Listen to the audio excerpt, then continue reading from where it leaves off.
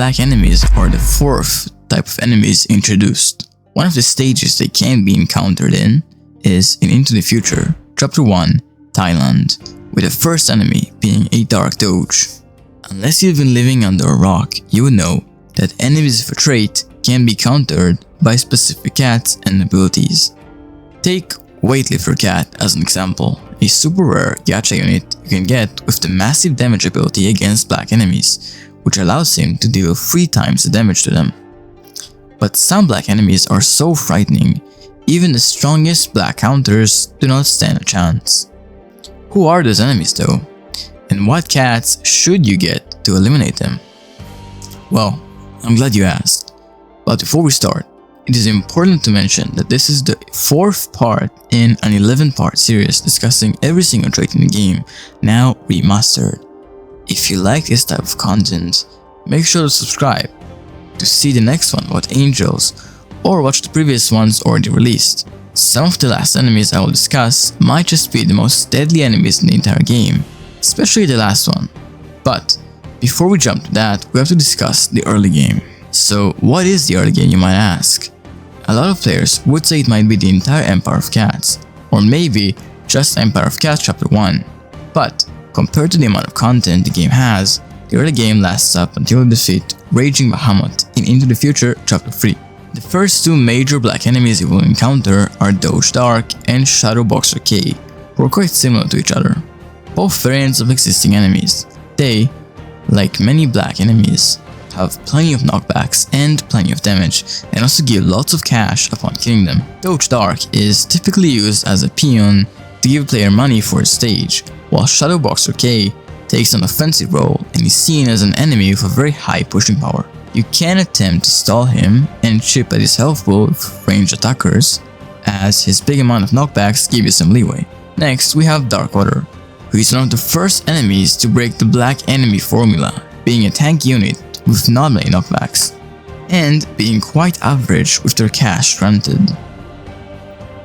But they keep the immense attack power black enemies hold, and are often spammed to create immovable walls. Lenoir takes on the backliner role, being a variant of LeBoyne and acting as a backliner who could take a hit and also strike hard. These enemies I just mentioned all complement themselves quite well. Therefore, it's good to use more general black counters against them, such as Pizza Cat. Pizza Cat has plenty of attack power, and has stats usable even outside black enemies, which makes his 4 times attack power shred them easily. With his talents, he gets access to a level 2 wave, allowing him to even snipe Lenoir and kill from afar. I'm not going to discuss every early game black enemy, as I want to show you guys the real enemies you should fear. So with that, let's move on to some of them who appear in the mid game. By now, you should already be done with Into the Future and be well on your way through Cats of the Cosmos and early UL, and black enemies have adjusted accordingly, with a couple of additions to their roster. Starting out, we have Kosarian Darkjo, a black/behemoth variant of Kosarian Ahujiro, who cannot be taken out easily with Courier like previous enemies. Although Courier does help immensely against it, with his massive 2 million health pool and 12.6k DPS, he can be a terrifying threat to deal with. Cats like Heavy Assault, CAT, Dark Laser, and Pizza Cat can be great against him if you're willing to put in your NP to get their talents, but even them alone cannot withstand this monstrosity. You can attempt to stall him with a unit like Gas Mask Cat, who is practically made to counter Darkjo, but the only way to really beat this guy is using a lot of skill and combining your cat's power together. And again, he's not an enemy everyone can beat as easily, especially without power creep. So, if you haven't been able to roll Pizza, I feel sorry for you. Raging Gory is a variant of the Gory, Black Gory, but this time it has Behemoth as a trait too. His main selling point is his immunity to freeze, so simple tricks like Bomb Cat do not work anymore. One way to try and counter him is with the same cats the regular Gory is countered by. You just need to be more careful and not spam units like before, since it is immune to freeze and cannot be beaten while being practically AFK. Gas Mask, CAT, Pizza, and Dark Laser are all great options here, but again, stages like these are not for everyone to beat. One of the most important enemies in the mid-game is Razorback, being a black variant to Boar, who is effectively Shadow Boxer K on steroids, having insanely high pushing power. It was designed to be nearly unstoppable without proper crowd control, therefore the best answer to him is Bomber Cat. Bomber Cat is a cat obtainable through an Easter egg in game, who gets a true form after Into the Future Chapter 3, allowing it to freeze back enemies with a 100% chance, similar to iCat, and he proves to be an excellent answer to Razorback, as two are needed to freeze him permanently. But Razorback will often be supported by enemies like Taki. Who is Taki? Well, he is a black variant of Haki, featuring a damaging long distance attack that he can spam from afar. While the dude is super threatening and seems unstoppable at first, he has a blind spot, which allows your anti-black units to get in without him being able to do anything about it. In addition, if you have any units that can outrange even it, like Cyberpunk Cat, that can chip it over time, and that can be very beneficial for you. And finally, we have a unit who can be a threat at any point of the game, but seen in the mid-game, Assassin Bear, an enemy typically reserved as sort of a time gate to stop one from taking too long on stage. It is practically unbeatable with its insane damage and range.